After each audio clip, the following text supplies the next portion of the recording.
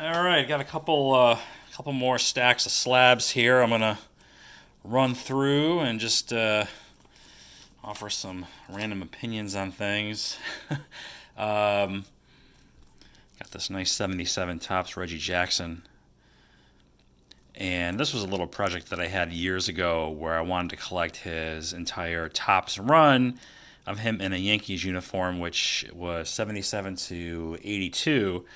I also have the Burger King issue of this one because it's a different image than what's here. The other Burger King Reggie Jackson cards are the same image on the base tops card, so I didn't bother with those. I'm going to put together his run of 70s cards. He's got 1970 to 79, and I already have the tough ones out of the way, so I got to pick up a few more of the later years, and sort of like another mini project of mine. This Thurman Munson, this one from 72, nice high grades, nice high grade 8.5. All right, this one I like quite a lot. This Maris, I think it's his last year on the Yankees uniform, 1965, nicely centered. Hey, what's up with people not being able to find retail packs or just buying stuff in the stores? I guess shelves are being cleaned out or have been getting cleaned out on a regular basis for quite some time now. Isn't this stuff like massively overproduced? So who's buying it? Where is it going? I don't get it. I'm not a. It's not so much of a pack breaker, box breaker, whatever. I've occasionally opened a few things here and there, but that's typically been the older stuff that I picked up from Baseball Card Exchange. Here's a nice Fisk rookie from 72 tops. But I guess I kind of got a little bit of that about 6 months ago or so when I was on the Topps website trying to buy the Bowman First Edition, and it just wasn't happening. The website just did not function, and it sold out. And it seems like every time Topps does post a new release, it just sells out. So I mean, it's good. The market is strong, but it's got to be frustrating for some people, I imagine. Nice 77 Topps Brett. Vintage card prices are rising. Everybody knows that. Across the board. 1970s cards in high grade are still within range, I think, for most people. I think the PSA 8 is a solid grade for the 70s cards, if you could find good examples, centered examples, things like that. But yeah, it's 50s cards have gone way up, and now the 60s are making that similar trend, and the 70s to a lesser extent, but certainly it's not going to get any better. Prices are only going to get higher. So, hey, this next one's a modern card. I don't quite know how to value this. This is Garrett Cole. This is his Topps Chrome Gold Refractor. This one is numbered to 50. Okay. Now, I guess he also has a Topps Chrome update, which would have come after this card, and it's numbered to 250. But I don't know which one is the better of the two. I would think this one would be better. But then I had watched a video from Filmington about if the picture on the base Topps card is the same as the Chrome update or some kind of crazy logic. I guess that was the card to get. And so the update card of this has the image of the base. I don't know, but I would think that a card numbered to 50 would be more desirable than a card numbered out of 250. This one I bought on ComC a long time ago, last year. And I think I paid like $170 for this card. So was that a good deal? I don't know. I mean, there's no comps. So, 1990 Frank Thomas Tiffany, a little bit off-center. I've been noticing on eBay, what drives me nuts is I look a lot for cards, obviously, and a couple things on eBay that drive me crazy. The freshly graded or just graded. And it's like, what the hell does that got to do with anything? Like, oh, here's a card that was just graded, exclamation point, versus maybe this one in a 4-year-old slab that might actually look better. But this is just graded. This is the one to get. Or freshly graded. Freshly. What are we talking about? Are we talking about produce? Like, what the hell does that even mean? Freshly graded. Honestly, who gives a shit? You know? I mean, I guess if you want, well, the newer slabs, lighthouse holder, whatever, but the person could tell from the scan what slab it is and the vintage of it for the most part. So, I don't know. I don't get it. And the other one that drives me nuts too is nicely centered. And I swear to God, every time I see nicely centered or centered, the card is 70-30 or no better than 70-30. Sometimes even worse than that. And it's like, people need glasses. I could have sworn at one point I saw like a PSA 9 OC and the description said nicely centered. So are you kidding me? Oh, by the way, here's a couple of Ryans. 87 flare glossy. And tops. Part of my Ryan, I got a Ryan collection. I don't quite have 100% because the last couple of cards are hard to find, like 1994. Yeah, anyway, that's my little rant on eBay. The freshly graded and the nicely centered nonsense that people put in their titles. Another Nolan Ryan. 73.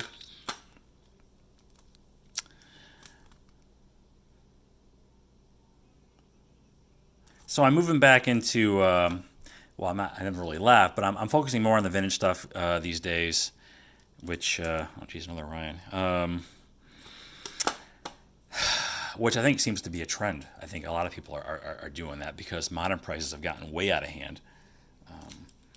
But now, even vintage prices are getting out of hand.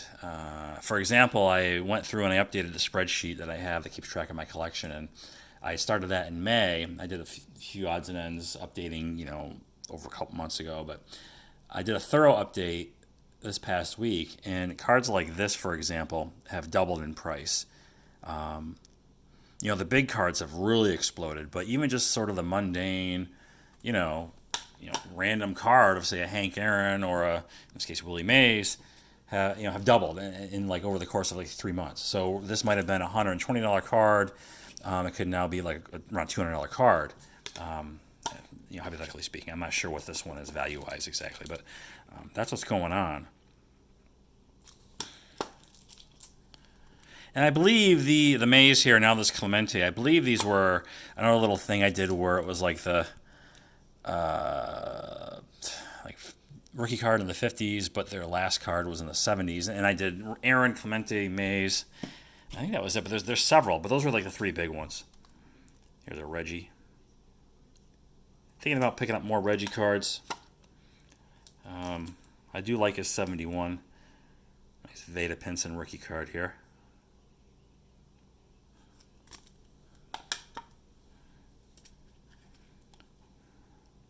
Possible Hall of Famer, future Hall of Famer, Jim Cott. Played a long time. A lot of gold gloves. 1960. PSA, this one don't have the perfect fit sleeve on it. Bonds 10. Did I show this one? I don't know. Like I said, because I went through and I updated, there's been a lot of price swings. In fact, several, for example, the Dr. J rookie card from 72 Tops, I think in August was pushing $10,000. Now, in a PSA 8, now it's a sub $4,000 card, like $3,500 card. So that's one hell of a swing. You say, well, you should have sold it. And I mentioned this in the past, I hate eBay's return policy. You literally have 6 months to return something. And so I know what happens. My biggest fear of selling on eBay, something of high value, is I do a transaction and say 3.5 months later, the guy's, there's something wrong with it, I want to return it. You know nothing you can do about it. So another big one was the Topps Gold Shaquille O'Neal rookie, 1992 Topps Gold. That peaked at around $4,500 back in August. And now it's selling for around $1,600. So a big drop off. I think at $1,600, that price is still absurd for a 1992 Topps. I don't care if it's gold. So, but dramatic swings in the market, and most cards have done that. Most of the big cards have done that. But there are a handful that have actually retained their value, and in some case, primarily vintage, have really just skyrocketed. Here's a really cool, neat Archibald rookie card from 71 Tops.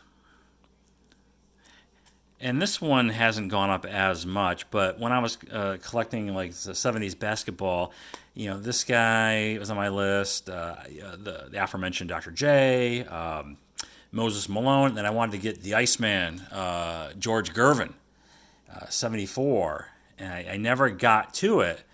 And that card, it's come back, but that card actually I think was pushing $1,200 a few months ago, and now it's still high. It's higher than it was. Like for the longest time, the George Gervin rookie card could have been had for like a buck 50, plus or minus $25 in a PSA 8, which is the grade I'm searching for. Here's a Aussie rookie. Now I think it settled down somewhere around I think it's $600 last time I checked. Another nice Reggie Jackson. I swear to God, the entire Yankees team set from '78 all had to be all from the same game because all the photos look alike. It's a Glavine rookie score glossy.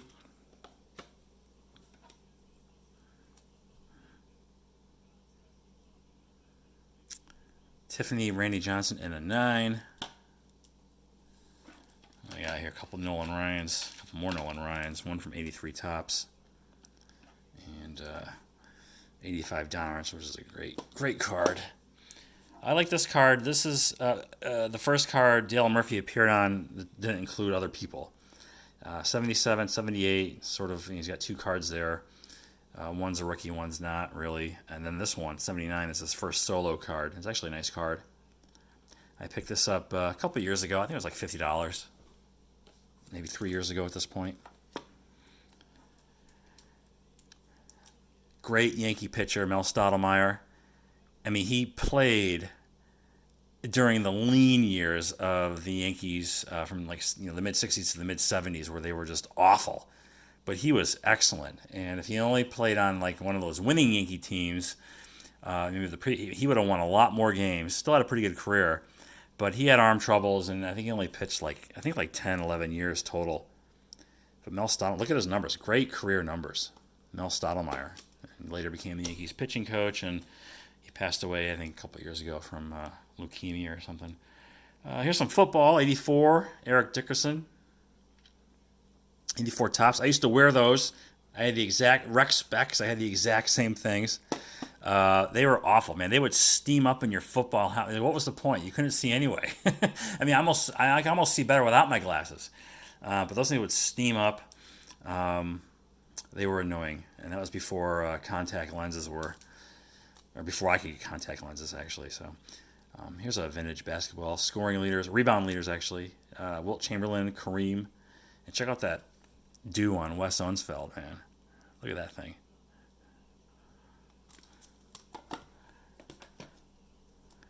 Reggie White, rookie card. Some 80s football.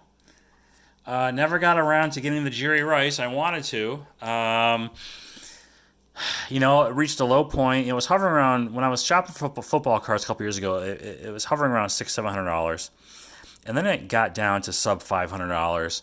And then something happened, a few months ago, where now I think it's like I don't know what it is, in a PSA 9 grade I'm referring to, PSA 9. It's like over 1,000 easily, I think. So I'm not really interested in that anymore, at least not now. Emmitt Smith Pro Set. These boxes I think could be had pretty inexpensive, and this is not a bad card to get in a 10. I believe it's around $170 card, $175 card, Emmitt Smith rookie card. Nice looking card too. Glossy Barry Larkin, another 84 Tops. It's PSA 9. I'm a little disappointed the centering. I don't know why the borders there's so much white on these 84 Tops. And this one is a little off-centered, bottom top, you could tell. Painting cards are strong. I pulled an 86 Tops painting from a BBCE rack pack a few years ago. I don't know if it's on this channel or my old channel. And the card looked great, except there's some sort of defect with it that would definitely keep it out of a 9-holer, which is a shame. It's a great card. I like the 85 Tops painting. Tommy John. This one needs to be sleeved up also. Tommy John rookie card. Dave Winfield and Dave Parker, both from 74 Topps. Possible future Hall of Famer here. Dave Parker, rookie card. Winfield's already in. Here's a random Harmon Killebrew.